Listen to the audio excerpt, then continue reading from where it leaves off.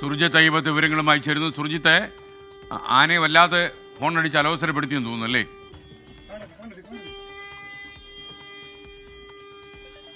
SKN കാടാണ്. കാടിനിടയിലൂടെ കടന്നു പോകുന്ന ദേശീയപാതയാണിത്. സ്വാഭാവികമായും വന്യമൃഗങ്ങൾ നിരന്തരം ഈ അവിടേക്കൊക്കെ യാത്ര ചെയ്യുമ്പോൾ, പ്രത്യേകിച്ച് മൈസൂരുവിലേക്ക് ഗുണ്ടൽപേട്ട് ഭാഗത്തേക്കൊക്കെ പോകുന്ന ദേശീയപാതയാണിത്. ആ ദേശീയപാതയിലൂടെ കടന്നു പോകുമ്പോഴൊക്കെ ഈ വന്യമൃഗങ്ങളെ നമുക്ക് കാണാൻ കഴിയുന്നതാണ് റോഡരികിലൊക്കെ. ഇന്ന് രാവിലെ തിരുവനന്തപുരത്ത് നിന്ന് എവിടേക്ക്, അതായത് ബാംഗ്ലൂരുവിലേക്ക് പോയിരുന്ന KSRTC ബസ്സാണിത്.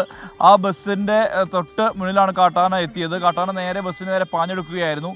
തുടർന്ന് ഹോൺ മുഴക്കി. അത്രയ്ക്കധികം യാത്രക്കാരുണ്ടായിരുന്നു. അതൊരു സ്വിഫ്റ്റ് ബസ്സാണ്. ആ സ്വിഫ്റ്റ് ബസ് അത്രയ്ക്ക് മുന്നിലേക്ക് പാഞ്ഞെടുക്കുകയായിരുന്നു കാട്ടാന.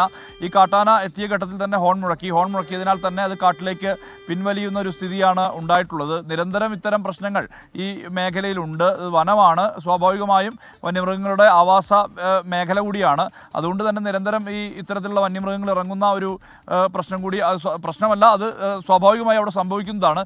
ഇടയ്ക്ക് ഇത്തരം സംഭവങ്ങൾ ഉണ്ടാകാറുണ്ട്. ഇതിനിടയിലാണ് ഇങ്ങനെ കാട്ടാന ഈ സ്വിഫ്റ്റ് ബസ്സിൻ്റെ മുന്നിൽപ്പെടുകയും ഇന്ന് രാവിലെ 6:00 കൂടിയാണ് ഇത്തരത്തിലൊരു സംഭവം ഉണ്ടായിരിക്കുന്നത്. പിന്നീട് അത് പിൻവലിഞ്ഞ് നേരെ കാട്ടിലേക്ക് പോവുകയുമാണ് ഉണ്ടായിരിക്കുന്നത്. SKN.